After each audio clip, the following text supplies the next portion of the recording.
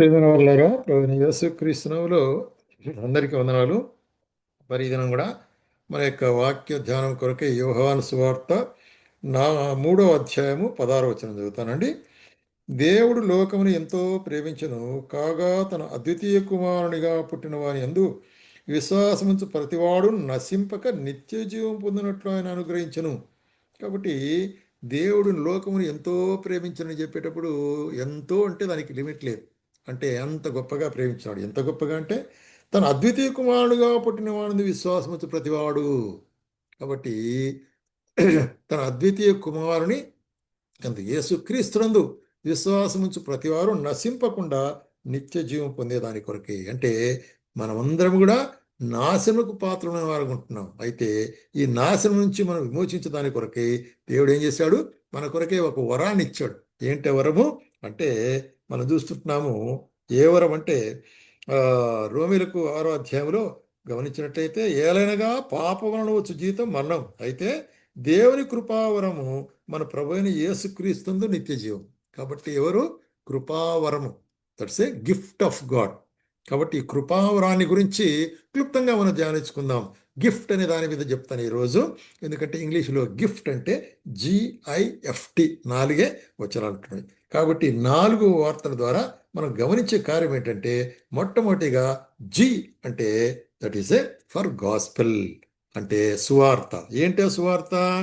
రోమిలకు రాసిన పత్రిక 3వ అధ్యాయం 11వ వచనంలో, నీతిమంతుడు లేడు, ఒకడును లేడు, గ్రహించువాడు లేడు, అందరూ కూడా త్రోవ తప్పి ఏకముగా పనికిమాలిన వారైనారు, అందరూ కూడా మోసం చేయవారైంటున్నారు, అందరూ పాపమునకు పాత్రులైంటున్నారు. అట్లాగే 23వ వచనం చూస్తే, ఏ భేదం లేదు, అందరూ పాపం చేసి దేవుడు అనుగ్రహించు మహిమను పొందలేకపోతున్నారు. ఇది మానవుని పరిస్థితి. కాబట్టి ఇటువంటి మానవునికి ఏమవసరము? అంటే గాస్పెల్ అవసరం, సువార్త అవసరం. ఏంటి సువార్త అంటే? కాబట్టి క్రీస్తు యేసునందు విమోచన ద్వారా ఉచితముగా నీతిమంతులుగా తీర్చబడుతురు. ఇది కాబట్టి ఉచితముగా నీతిమంతులుగా తీర్చబడతారనేటువంటి సువార్త ప్రకటించబడేది అవసరము అనేటువంటి కార్యాన్ని. అందుకొరకే రోమిలకు రాసిన పత్రిక 10వ అధ్యాయంలో కూడా ఏం సువార్త ఇక్కడ ప్రకటించబడాలంటే 8వ వచనములో మరి చూస్తుంటాము, వాక్యము నీ యొద్ద ఉన్నది, నీ నోట నీ హృదయంలోను అది ఉన్నది, అది మేము ప్రకటించు విశ్వాస వాక్యమే, అదే సువార్త వాక్యము. ఏంటంటే మరి ఇక్కడ యేసు ప్రభుని నోటితో ఒప్పుకొని దేవుడు మృతుల్లో ఉన్న ఆయన లేపని నీ హృదయంలో విశ్వసించినలా నీవు రక్షించబడదు. ఇదే సువార్త. కాబట్టి గిఫ్ట్లో మొట్టమొదటిది గాస్పెల్ అంటే సువార్త. రెండవదిగా ఐ అంటే ఏంటిది?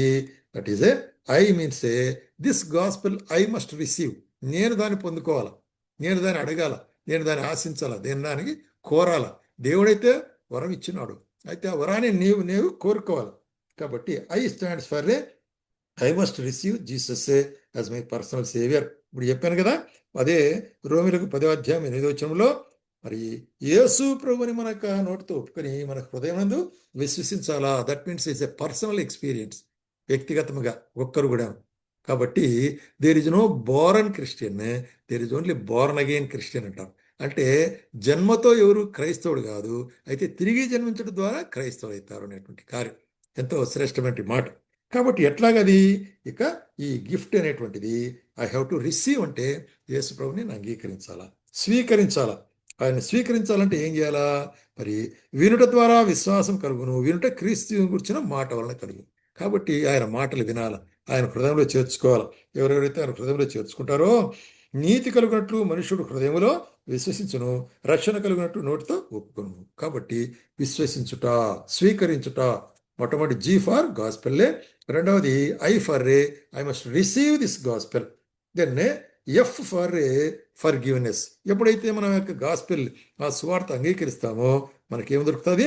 క్షమాపణ దొరుకుతుంది. అదే ఎఫెసీయులకు రాసిన పత్రిక 1వ అధ్యాయం 7వ వచనంలో, దేవుని కృపా మహదైశ్వర్యమును బట్టి ఆ ప్రియనందు ఆయన రక్తం వలన మనకు విమోచనం అనగా అపరాధములకు క్షమాపణ కలుగుచున్నది కదా. కాబట్టి మనకు అపరాధముల క్షమాపణ. కాబట్టి ఎప్పుడైతే మనం రిసీవ్ చేసుకుంటామో అప్పుడు ఏమవుతుంది? ఫర్గివ్నెస్ ఆఫ్ సిన్స్, మన పాపములకు క్షమాపణ క్రీస్తు రక్తము ద్వారా. అందుకొరకే క్రీస్తు రక్తం ద్వారా పాపనకు క్షమాపణ అనేటి కార్యాన్ని, మన అంతరంగాన్ని, మన పాప హృదయాన్ని కడిగేదిగా ఉంటుంది, మన మనసాక్షిని కడిగేదిగా ఉంటుంది. అందుకొరకే ఏప్రిల్కి రాసిన పత్రికలో ఏమంటాడంటే, నిత్యుడగు ఆత్మ ద్వారా తన్ను తాను దేవునికి నిర్దోషిగా అర్పించుకున్న క్రీస్తు యొక్క రక్తము నిర్జీవ క్రియలను విడిచి జీవగల దేవుని సేవించుటకు మన మనస్సాక్షిని ఎంతో శుద్ధిగా చేస్తుంది. కాబట్టి నిర్జీవ క్రియలు, పాపక్రియలు, ఆ, దేవునికి అవమానకరమైన క్రియలు విడిచిపెట్టేసేసి ఆయన యొక్క సేవించడానికి కొరకై మన మనస్సాక్షిని ఏం చేస్తుంది? కడిగేది కొట్టది, శుద్ధిపరిచేది కొట్టది. కాబట్టి ఫర్గివ్నెస్ ఇస్ ఏ విత్. ఎందరైనా అంగీకరిస్తారో వారందరినీ ఆయన క్షమించేవాడు గుర్తున్నాడు. మనం మన పాపములు ఒప్పుకునేలా ఆయన మన సమస్తమైన పాపను క్షమించి సమస్తమైన దుర్నీతి నుండి మన విడుదల చేస్తాడు అనేటువంటిది if, that is F for A forgiveness. Next last word ఇది టీ. గిఫ్ట్లో లాస్ట్ టీ అంటే ఏంటిది? ట్రాన్స్ఫర్మేషన్. కాబట్టి ఆయన అంగీకరించడం మాత్రం కాకుండా మనలో మార్పు కలగాలనేటువంటి కార్యాన్ని చెప్పబడుతున్నది. అదే కొలసీలకు రాసిన పత్రిక 3వ అధ్యాయంలో మనం గమనించినట్లయితే, కొలసీలకు 3వ అధ్యాయము మరి 10వ వచనంలో మనం చూస్తుంటున్నాం. ఏలైనగా ఎస్ ఏలైనగా ప్రాచీన స్వభావము దాని క్రియలతో కూడా మీరు పరిత్యజించి జ్ఞానము కలుగు నిమిత్తము దాన్ని సృష్టించిన వాని పోలిక చొప్పున నూతన పరచబడుచు నవీన స్వభావమును ధరించుకుని ఉన్నారు.